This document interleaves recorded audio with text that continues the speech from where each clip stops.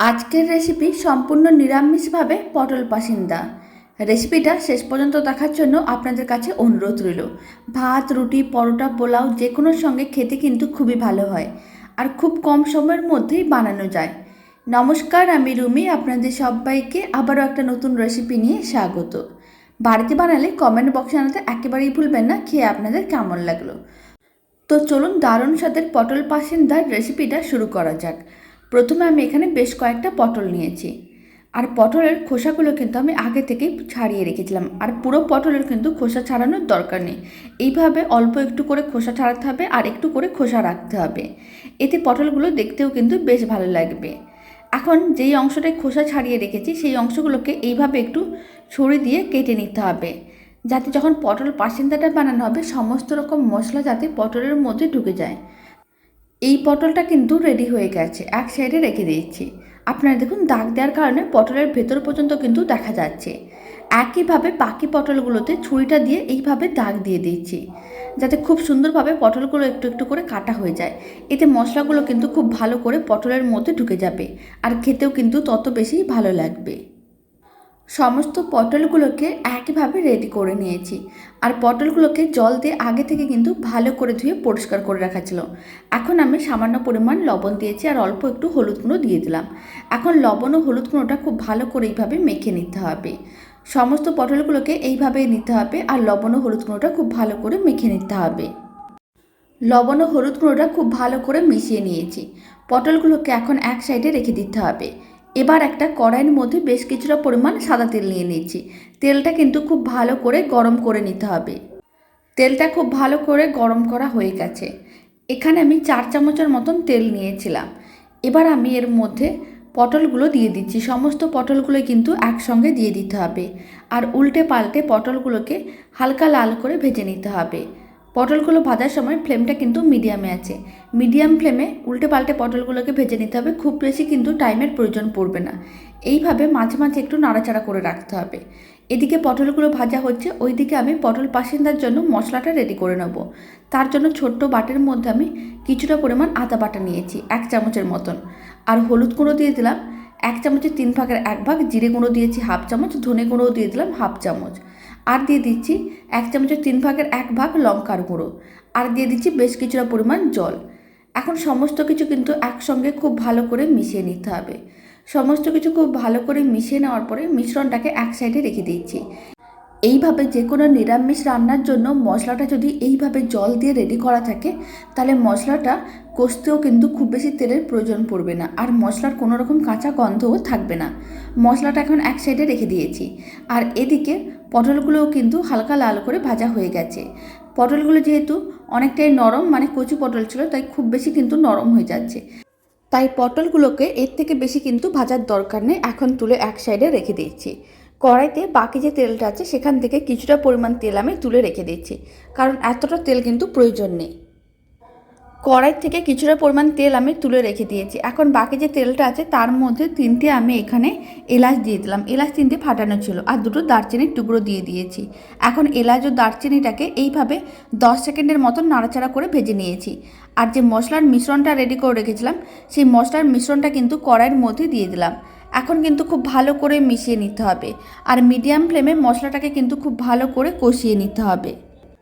আর এই সময় মশলার মধ্যে আমি একটা কেটে রাখা টমেটো দিয়ে দিচ্ছি। টমেটোটাও কিন্তু খুব ভালো করে এইভাবে মিশিয়ে নিচ্ছি। এখন মিডিয়াম ফ্লেমে এইভাবে 2 মিনিটের মতন রেখে দিচ্ছি। এতে মশলাটা কিন্তু খুব ভালো করে কষানো হয়ে যাবে, মানে মশলা থেকে জলটা শুকনো হয়ে তেলটা আলাদা হয়ে যাবে। এখন আমি আপনাদের 2 মিনিট পরে দেখাচ্ছি। আপনারা দেখুন মশলার থেকে জলটা কিন্তু শুকনো হয়ে গেছে, তেল কিন্তু আলাদা হয়ে গেছে। তার মানে বুঝে নিতে হবে মশলাটা কিন্তু খুব ভালো করেই কষানো হয়ে গেছে। এইভাবে অল্প তেল দিয়ে কিন্তু মশলা খুব ভালো করেই কষানো যায়। আর ভেজে রাখা পটলগুলো কিন্তু কড়াইয়ের মধ্যে দিয়ে দিলাম আর মশলার সঙ্গে খুব ভালো করে মিশিয়ে নিতে হবে।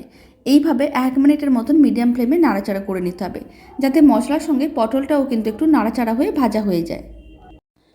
1 মিনিটের মতন মশলার সঙ্গে পটলগুলোকে নাড়াচাড়া করে নিয়েছিলাম। এখন আমি কিছুটা পরিমাণ কাজু বাদামকে মিক্সিতে পেস্ট করে রেখেছিলাম, সেই মিশ্রণটা কিন্তু দিয়ে দিলাম। এখানে খুব বেশি কাজু বাদাম না, 12-14টার মতন কাজু বাদামকে আমি অল্প পরিমাণ দুধ দিয়ে খুব ভালো করে মিক্সিতে পেস্ট করে রেখেছিলাম, সেই মিশ্রণটা দিয়ে দিলাম। খুব ভালো করে কিন্তু কাজু বাদামের মিশ্রণটা মিশিয়ে নিতে হবে। খুব ভালো করে মিশিয়ে নেওয়ার পরে মিক্সিতে আমি আবারও কিছুটা পরিমাণ জল দিয়ে খুব ভালো করে ধুয়ে নিয়েছি। সেই মিক্সি ধোয়া জলটাও কিন্তু দিয়ে দিচ্ছি, কারণ মিক্সির মধ্যে অনেকটাই কাজু বাদাম বাটা লেগেছিল। তাই অল্প পরিমাণ জল দিয়ে খুব ভালো করে ধুয়ে তারপর জলটা দিয়ে দিতে হবে। আবারও সমস্ত কিছু একসঙ্গে খুব ভালো করে মিশিয়ে নিতে হবে, আর আলাদা করে কিন্তু জল দেওয়ার দরকার নেই। আর এখানে আমি জল দিয়ে মিক্সিটাকে ধুয়ে সেই জলটা দিয়েছি। আপনারা জলের জায়গায় 1 বাটি দুধও দিতে পারেন। আর দিয়ে দিলাম 3টে কাঁচা লঙ্কা, স্বাদ অনুযায়ী লবণ, স্বাদ অনুযায়ী চিনি। খুব বেশি কিন্তু লবণ দেওয়ার দরকার নেই, লবণ কিন্তু আগে থেকে কিছুটা পরিমাণ দেওয়া ছিল। আর কিছুটা পরিমাণ কাসুরি মেথি নিয়ে এইভাবে একটু গুঁড়ো করে দিয়ে দিয়েছি। সমস্ত কিছু খুব ভালো করে মিশিয়ে নিতে হবে। সমস্ত কিছু খুব ভালো করে মিশিয়ে নেওয়ার পরে মিডিয়াম টু লো ফ্লেমে এইভাবে আরও 5-7 মিনিটের মতন রান্না করে নিতে হবে। তাহলে কিন্তু রান্নাটা বেশ ঘন হয়ে যাবে। এখন আমি আপনাদের 5-7 মিনিট পরে দেখাচ্ছি। আর ফ্লেমটা কিন্তু মিডিয়াম টু লোতে রাখতে হবে, হাই ফ্লেমে কিন্তু রাখা যাবে না, তাহলে রান্নাটা কিন্তু অনেক তাড়াতাড়ি শুকনো হয়ে যাবে। এখন আমি আপনাদের 5 মিনিট পরে দেখাচ্ছি। আপনারা দেখুন রান্নাটা কিন্তু অনেকটাই ঘন হয়ে গেছে, কালারটাও কিন্তু অনেকটাই চেঞ্জ হয়ে গেছে। এইভাবে আরও 2-3 মিনিটের মতন মিডিয়াম ফ্লেমে রান্না করে নিতে হবে। তাহলে রান্নাটা আর একটু শুকনো শুকনো হয়ে যাবে, আর তেলটাও কিন্তু আলাদা হয়ে যাবে। তখনই বুঝে নিতে হবে রান্নাটা কিন্তু খুব সুন্দরভাবে রেডি হয়ে গেছে। একইভাবে আরও 3 মিনিটের মতন মিডিয়াম ফ্লেমে রান্না করে নিয়েছিলাম। আপনারা দেখুন রান্নার থেকে তেল কিন্তু আলাদা হয়ে যাচ্ছে, আর পটলগুলো কিন্তু খুব ভালো করেই সেদ্ধ হয়ে গেছে। রান্নাটা কিন্তু একেবারেই রেডি। এই সময় আমি এর মধ্যে দিয়ে দিচ্ছি সামান্য পরিমাণ গরম মশলার গুঁড়ো। গরম মশলার গুঁড়ো কিন্তু খুব বেশি দেওয়ার দরকার নেই, একেবারে সামান্য পরিমাণ। আর দিয়ে দিচ্ছি 1 চামচের মতন ঘি। যেহেতু এটা নিরামিষ রান্না, তাই ঘি ও গরম মশলাটা শেষে দিলাম। আর অল্প একটু ঘি দিলে খেতে কিন্তু বেশ ভালো লাগে। এখন ঘি ও গরম মশলাটা কিন্তু খুব ভালো করে মিশিয়ে নিতে হবে। ঘি গরম মশলাটা খুব ভালো করে মিশিয়ে নেওয়ার পরে একইভাবে মিডিয়াম টু লো ফ্লেমে 1 মিনিটের মতন নাড়াচাড়া করে নিতে হবে। তাহলেই কিন্তু রান্নাটা একেবারেই রেডি হয়ে যাবে। ভাত, রুটি, পরোটা, লুচি, পোলাও যে কোনো সঙ্গে এইভাবে একবার পটল পাসিন্দার রেসিপিটা বাড়িতে বানিয়ে দেখতে পারেন। আশা করি আপনাদের খুবই ভালো লাগবে। আর দারুণ স্বাদের এই পটল পাসিন্দার রেসিপিটা বাড়িতে বানালে কমেন্ট বক্সে জানাতে একেবারেই ভুলবেন না খেয়ে আপনাদের কেমন লাগলো। পটল পাসিন্দার রেসিপিটা কিন্তু একেবারেই রেডি। এখন কিন্তু ফ্লেমটা অফ করে দিচ্ছি। এবার একটা পাত্রের মধ্যে সার্ভ করে নিতে হবে।